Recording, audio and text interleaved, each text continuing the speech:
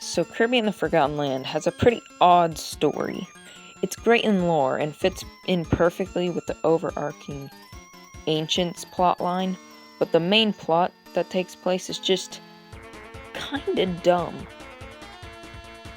This will be immediately talked about endgame spoilers, so this is your only spoiler warning for this video. So here we have the main game's antagonist, the game's main antagonist, Leongar. His motivations and goals are to harness the same power that the old inhabitants, the ancient/humans of this world did, and escape from the rotting Forgotten Land. Already our first problem shows up. Why? Why did the humans abandon Leongar and the Beast Pack, or everyone that became the Beast Pack? They have a giant ship, and with many reality-defying rooms in them, and 2 planet-sized novas. You were not telling me that there was not enough room for all of them. So why did they leave them? Are all the humans in games that don't star humans just naturally dirtbags? Or is there something Leongar and the rest have done that hasn't been told to us? And if so, is this happy reunion at the end of the game really that happy if there's some hidden crime of theirs that hasn't been told to us?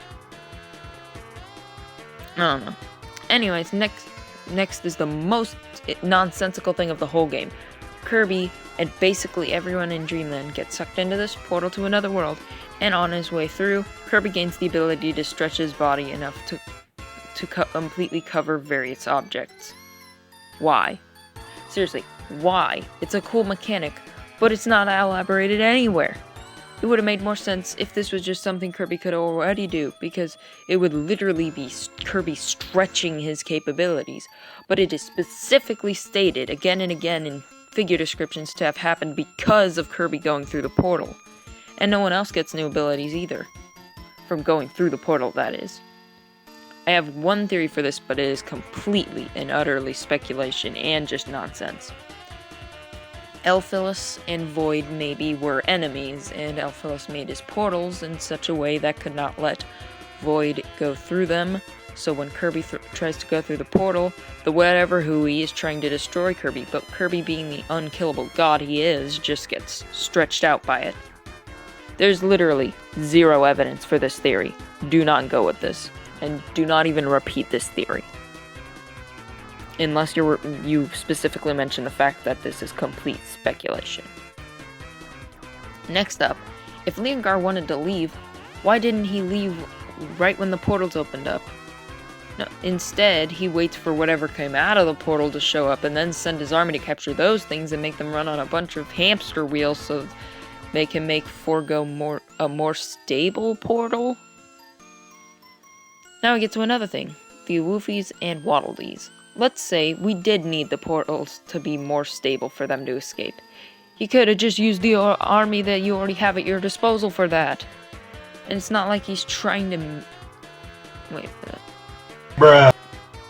And it's not like he's trying to make them not do labor, because either you have to have them all run on the wheels, or you have to have them run all over the entire world looking for someone else who can run on the wheels. Then capture them, bring them back, and then force them to do the work for you. Had Leongar just used the Woofies instead, the Waddle Dees never would have been captured, Kirby never would have fought them, and the Beast Pack would have completed their plan and gotten to go wherever they wanted to go. Would that even be a bad ending? Sure, Elphilin would get fused back into Forgo, but if he escaped once... Bruh. No. But if he escaped once, he could probably escape again. Unless Leon was planning to get revenge, which isn't out of the realms of possibilities. And that is in reference to if this is even a bad ending, not the other thing. I do have a slightly better theory for this, but once again, it's mostly speculation. The Woofies were the ones previously used and created, as we've gone over before. It's highly likely that they are genetically modified by the humans to power the machine when the humans originally left. So Leongar, hating the humans' actions, does not want them to put them through that process again out of respect for them. Still, if you really want to accomplish your goal, you gotta do what you gotta do. so you do it anyway. Because it's not like running on hamster wheels is the end of the world. I mean, hamsters run on hamster wheels for the sake of fun. So, like, yeah. Now into some smaller things. It's well and easy to see that the Forgotten Land is the Earth, and we are seeing the remains of a human society. Why then is everything in this weird made-up language? I have two theories. One, this is so far in the future that language has been abandoned and everyone uses one universal language. Two, this is just one crazy part of the world that strayed into madness and started making up crazy languages. And oof, looks like England is a part of that world. And oof, England is part of that. Seems about right. Zillydillo is said to be tasked with capturing Alphalin, but instead we have the lowest of rank 1 Awoofies capturing Alphalin. Why? It's said that Forgo entering Leon's mind or whatever, or whatnot, is what gave him the ability to speak. Yet every other time Forgo possesses or corrupts a character, they become even more feral and animal-like, including with Leon himself. And it's not just that Leon got access to information by peering inside Forgo's mind, because as soon as Forgo's out of the picture, he loses the ability to speak again. While on this topic, let's talk about a common misconception with this final cutscene. It's commonly believed that everything we see from Leongar speaking is actually just Forgo puppeting him. Not only is this not confirmed, but I highly doubt it. First of all, Leon says "we" in referring to the Beast Pack. Forgo clearly sees the Beast Pack as nothing but fuel for itself, so it would not care if they escaped.